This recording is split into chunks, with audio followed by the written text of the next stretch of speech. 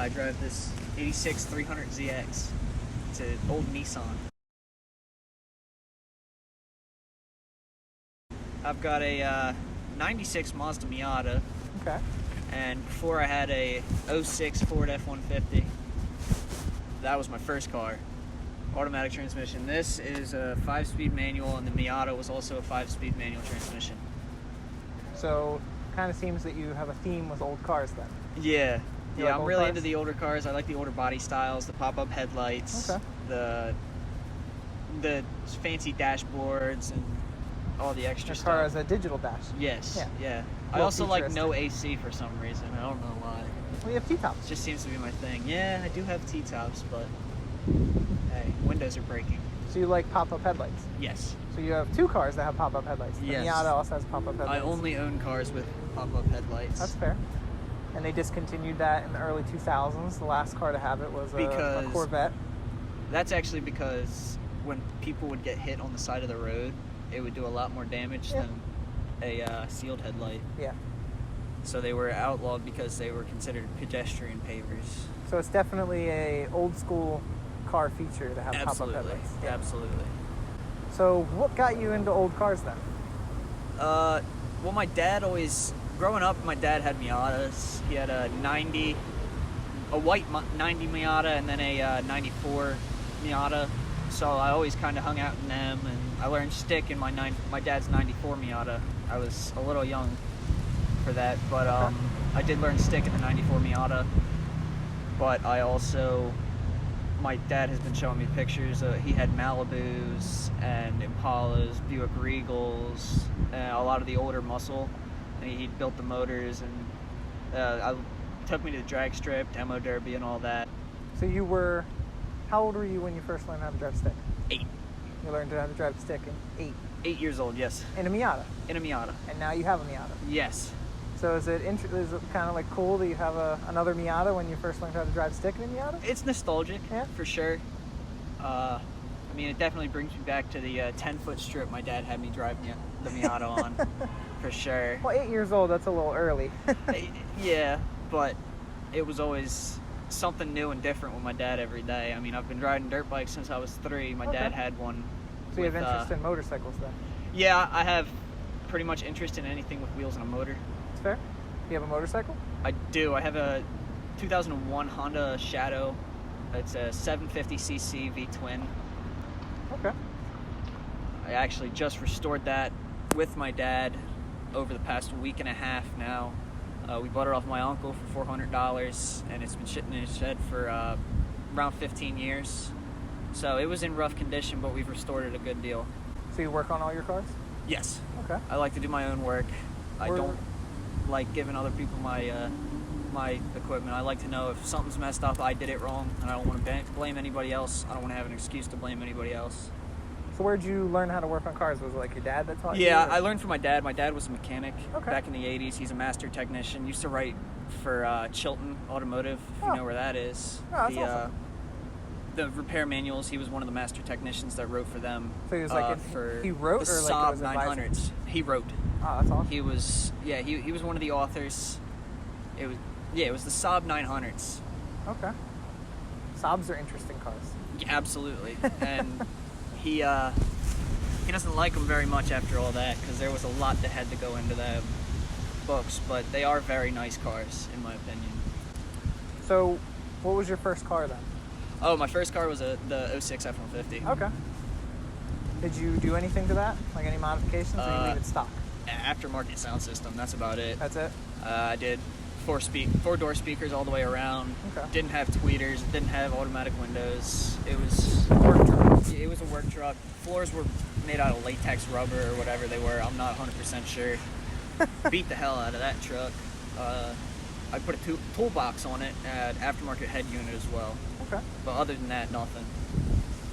That was just my daily driver beater for like 2 years. That keeps it reliable. Yeah. Yeah, it was very reliable. I only had one issue with the car in the 2 years I owned it. So, with this 300ZX, do you have any modifications to it at all, or is it also stock? This is bone stock besides a cold air intake cone that Okay. I regret putting on wholly and fully. I have to put my stock one back on hopefully shortly I'll be able to put that back on, but soon it's going to be completely restored. Hopefully. That's going to be expensive. Just a little bit. Yeah, a little bit. Yeah, parts can be a little expensive. Well, it's not that they're expensive. They're harder to find, and then the ones that you can find, they're from other cars.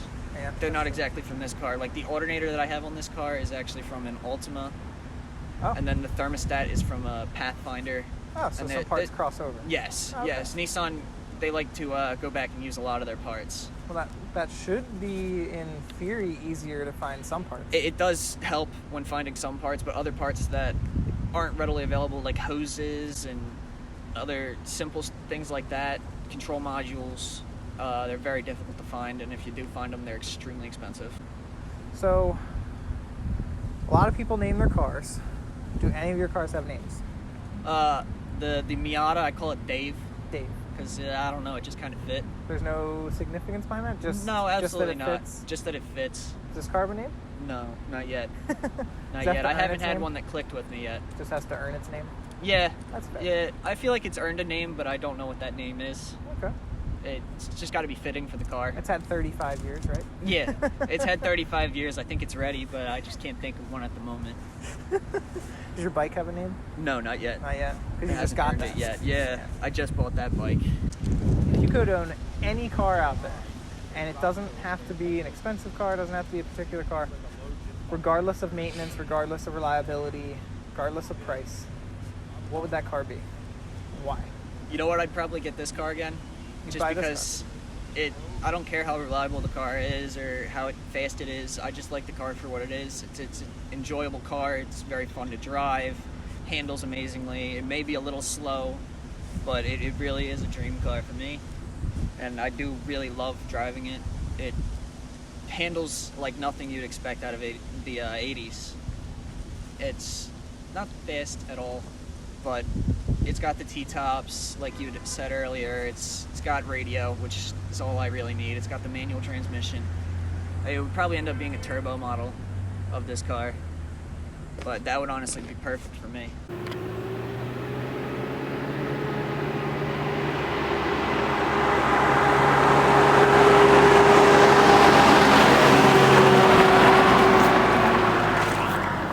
So you said it has a manual transmission. All your cars have a manual transmission. Yes. So why a manual transmission over an automatic transmission?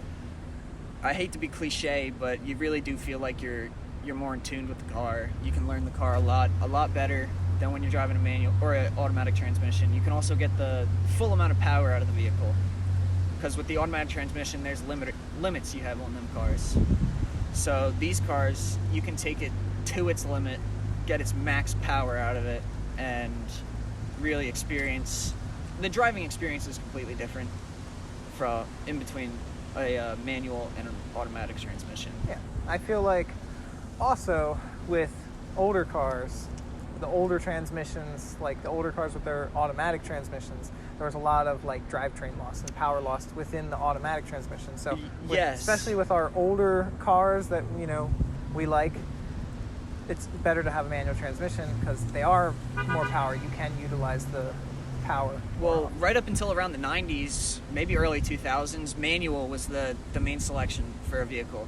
You had to pay extra for an automatic trim package. Yep. The automatic was a little bit slower. A lot of them lost speed for the sake of comfortable shifting. Mm-hmm. They can't really take it up as high as you'd like to. You have less control over the vehicle's power, but at the same time, it was a higher trim package.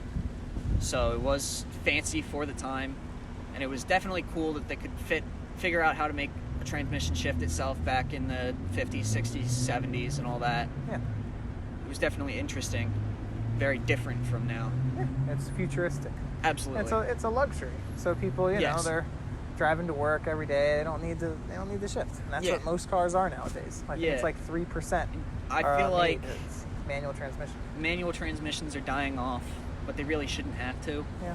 Like, there should be people that still enjoy driving the manual transmission vehicles and really just love their cars for what they are, rather than, I'm going to go faster. Yes, I understand that a lot of people would like to go faster, but sometimes when you find that car, you want to keep it the way it is, and you just fall in love.